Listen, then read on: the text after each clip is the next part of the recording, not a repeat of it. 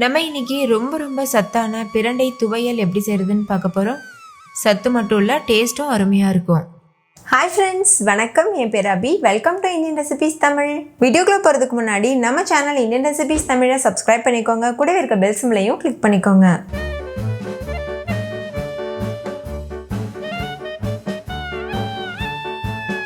First இந்த recipe பண்ணுறதுக்கு ஒரு கடாய் சூடுபடுத்திக்கோங்க. அதில் 2 டேபிள் ஸ்பூன் எண்ணெய் சேர்த்துக்கோங்க. நீங்கள் எந்த எண்ணெய் வேணாலும் யூஸ் பண்ணலாம். எண்ணெய் சூடானதுக்கப்புறமா இதில் க்ளீன் பண்ணி வச்சுருக்க பிரண்டையை சேர்க்கணும். நான் 2 கப் அளவுக்கு பிரண்டையை எடுத்து சின்னதாக கட் பண்ணி வச்சுருக்கேன். இதில் நிறைய நார் இருக்கும். கையில் கொஞ்சமாக நல்லெண்ணெய் இல்லைன்னா தேங்காய் எண்ணெய் அப்ளை பண்ணிவிட்டு இந்த நாரெல்லாம் க்ளீன் பண்ணுங்கள். அப்போ கையை அரிக்காமல் இருக்கும்.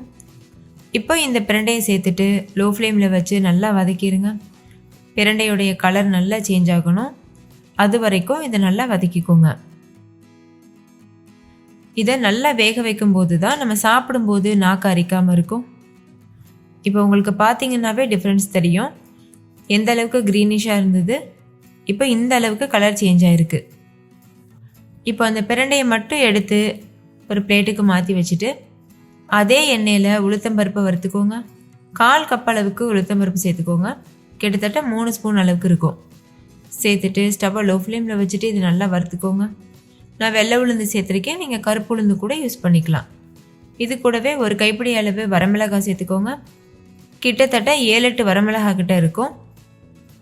சேர்த்துட்டு லோ ஃப்ளேம்லேயே வச்சு இதையும் நல்லா வறுத்துக்கோங்க. நான் காஷ்மீரி சில்லி சேர்த்துருக்கேன், நீங்கள் நார்மல் மிளகாய் கூட யூஸ் பண்ணிக்கலாம். இது கூடவே ஒரு சின்ன துண்டு புளி சேர்த்துக்கோங்க. பெரிய சைஸ்லாம் சேர்க்க தேவையில்லை, ரொம்ப சின்ன சைஸ், ஒரு அரை நெல்லிக்காய் சைஸ் அளவுக்கு சேர்த்தாவே போதும். கூடவே ஒரு 1/4 டீஸ்பூன் அளவுக்கு பெருங்காயத்தூள் சேர்த்துக்கோங்க. உங்ககிட்ட கட்டி பெருங்காயம் இருந்ததுன்னா அது ஒரு சின்ன துண்டு சேர்த்துக்கலாம். இப்போ இது கூடவே ஒரு கைப்பிடி அளவு பூண்டு பற்கள், 2 கைப்பிடி அளவுக்கு சின்ன வெங்காயம் தோல் உரிச்சிட்டு சேர்த்துக்கோங்க.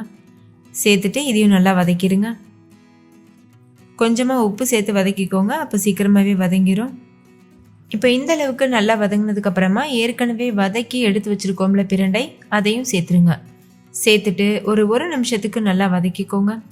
ஏற்கனவே நம்ம எண்ணெயில் வதக்கி தான் சேர்த்துருக்கோம், அதனால் இப்போ மறுபடிக்கும் வதக்கணும்னு அவசியம் இல்லை.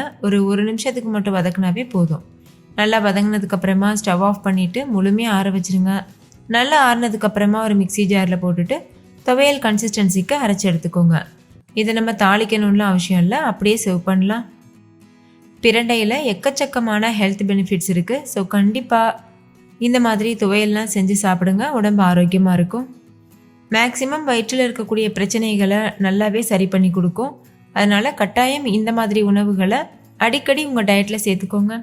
இது தயிர் சாதம், சாம்பார் சாதம், இந்த மாதிரி எல்லா விதமான சாதத்து கூடவும் நல்ல பக்காவான காம்பினேஷனாக இருக்கும். அதே மாதிரி கஞ்சி கூட வச்சு சாப்பிட்றதுக்கு கூட அமிர்தமாக இருக்கும்.